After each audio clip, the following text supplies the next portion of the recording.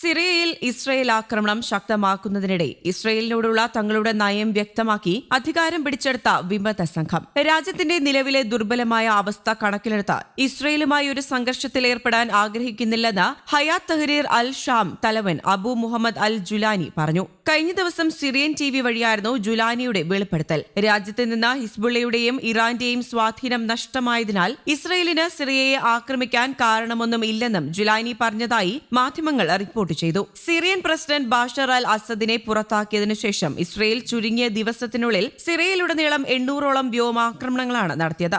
ആക്രമണത്തിൽ സിറിയയിലെ വ്യോമസേനാ താവളങ്ങളടക്കം നശിച്ചിരുന്നു. ഇതിനു പുറമെ തന്ത്രപ്രധാനമായ ഗൊലാൻ കുന്നുകളിലെ ഭൂപ്രദേശങ്ങൾ വരെ ഇസ്രയേൽ കൈയടക്കി. കഴിഞ്ഞ ദിവസം ഗൊലാൻ കുന്നുകളിൽ ഇസ്രയേൽ സിറിയൻ സേനകളെ വേർതിരിക്കുന്ന ഐക്യരാഷ്ട്രസഭയുടെ പട്രോളിംഗ് ബഫർ സോണിലേക്ക് ഇസ്രയേൽ സൈന്യം പ്രവേശിച്ചിരുന്നു. 1974 യുദ്ധവിരാമ കരാറിന്റെ ലംഘനമായിരുന്നു ഇത്. അതേസമയം ഗൊലാൻ കുന്നുകളിൽ അധിനിവേശം നടത്തുന്നതിലുപരി അവിടെ ജൂത സെറ്റിൽമെന്റുകൾ സ്ഥാപിക്കാനുള്ള ശ്രമത്തിലാണ് ഇസ്രയേൽ. ഇതിനായി പ്രദേശത്തെ ജൂത സെറ്റിൽമെന്റുകൾ ഇരട്ടിയാക്കാനുള്ള പ്രധാനമന്ത്രി ബെഞ്ചമിൻ നെതന്യാഹുവിന്റെ നിർദ്ദേശത്തിന് ഇസ്രയേൽ മന്ത്രിസഭ അംഗീകാരം നൽകി. ഇത് പ്രകാരം സിറിയയിൽ നിന്ന് പിടിച്ചെടുത്ത ഗൊലാൻ മേഖലകളിൽ കൂടുതൽ ജൂത സെറ്റിൽമെന്റുകൾ നിർമ്മിക്കും. ഇതിനുവേണ്ടി $1.1 കോടി നീക്കിവെക്കുമെന്ന് ഇസ്രയേൽ അറിയിച്ചിട്ടുണ്ട്. ഗൊലാൻ കുന്നുകളിൽ ഇതിനകം തന്നെ നിരവധി തവണ ഇസ്രയേൽ ജൂത സെറ്റിൽമെന്റുകൾ നിർമ്മിച്ചിട്ടുണ്ട്. ഡസൻ കണക്കിന് അനധികൃത കുടിയേറ്റ കേന്ദ്രങ്ങളിലായി ഏകദേശം 31,000 ഇസ്രയേൽ കുടിയേറ്റക്കാർ നിലവിൽ ഇവിടെയുണ്ട്. സിറിയയുടെ ഭാഗമായ ഡ്രൂസ് ഉൾപ്പെടെയുള്ള ന്യൂനപക്ഷ ഗ്രൂപ്പുകൾക്കൊപ്പമാണ്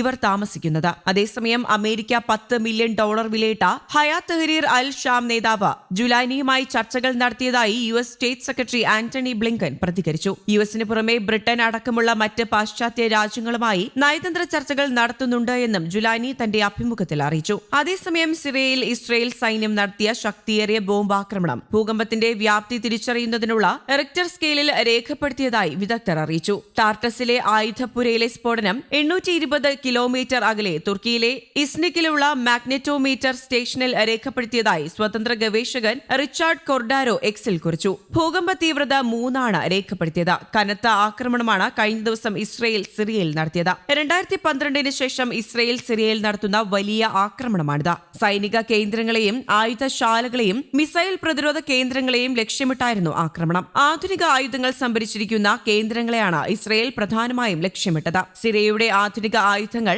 ഹിസ്ബുള്ള അടക്കമുള്ള സായുധ സംഘങ്ങൾക്ക് ലഭിക്കാതിരിക്കാനാണ് ഇസ്രയേൽ ആക്രമണം നടത്തുന്നത്. സിറിയയിൽ വിമതർ സർക്കാർ രൂപീകരിച്ചതിന് ശേഷമാണ് ഇസ്രയേൽ ആക്രമണം ആരംഭിച്ചത്. സിറിയയിൽ ഇസ്രയേലിന്റെ ആക്രമണം തുടരുകയാണ്. കഴിഞ്ഞ 5 മണിക്കൂറിനുള്ളിൽ മാത്രം സിറിയയുടെ വിവിധ ഭാഗങ്ങളിൽ 60ലേറെ മിസൈൽ ആക്രമണങ്ങൾ നടത്തിയിരിക്കുകയാണ് ഇസ്രയേൽ. സിറിയൻ സൈനിക കേന്ദ്രങ്ങളെ ലക്ഷ്യമിട്ടായിരുന്നു ആക്രമണങ്ങൾ ഏറെയും. വിമതർ രാജ്യതലസ്ഥാനമായ ദമാസ്കസ് പിടിച്ചെടുക്കുകയും പ്രസിഡന്റ് ബഷർ അൽ അസദ് രാജ്യം വിടുകയും ചെയ്തതോടെ സിറിയയുടെ ഭരണം അനിശ്ചിതാവസ്ഥയിലാണ്. ഈ സാഹചര്യം മുതലെടുത്താണ് ഇസ്രയേൽ സിറിയയിലേക്ക് ആക്രമണം കടുപ്പിച്ചത്. News desk Kerala Kaumudi.